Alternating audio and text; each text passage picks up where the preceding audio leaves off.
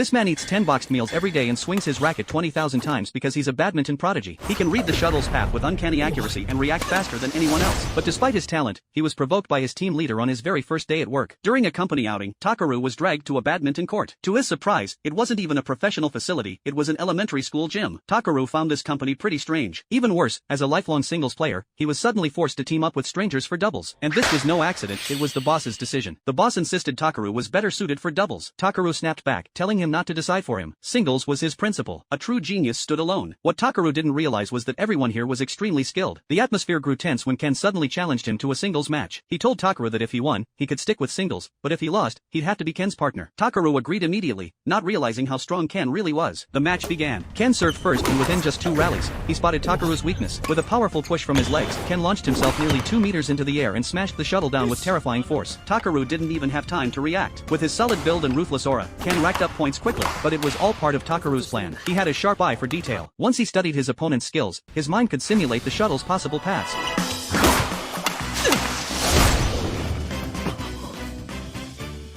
The crowd gasped in disbelief, while the boss noticed this was Takaru's real weapon, the ability to predict an opponent's shot from the smallest movement. Once Takaru took control of the rhythm, no one could stop him.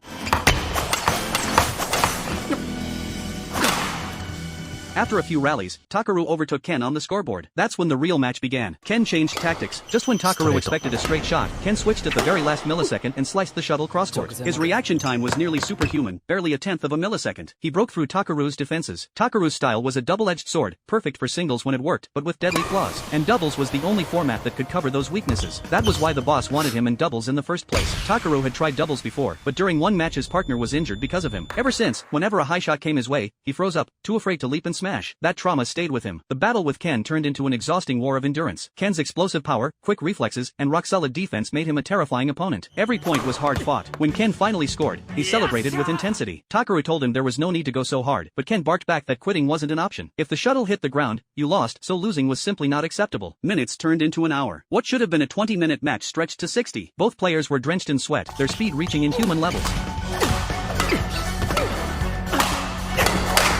The spectators watched, transfixed, not knowing when the match would finally end. To Takaru and Ken, the shuttle wasn't just a shuttle, it was a live grenade. Letting it hit the ground was unthinkable. At the crucial moment, Takaru lost focus. The shuttle soared directly above Ken, who leapt and delivered a brutal smash to finish the match. It was a spectacular move. Takaru couldn't believe he had lost, and to Ken, a 33-year-old doubles specialist. But right after the win, Ken collapsed to the ground, his body overwhelmed by the brutal rally. He was so exhausted he nearly threw up. Takaru told him not to vomit right there, but Ken told Takaru to go ahead and puke too. Takaru didn't understand what he meant. Ken, though, could tell from the match that deep down, Takaru actually liked doubles. Takaru told him to stop talking nonsense, but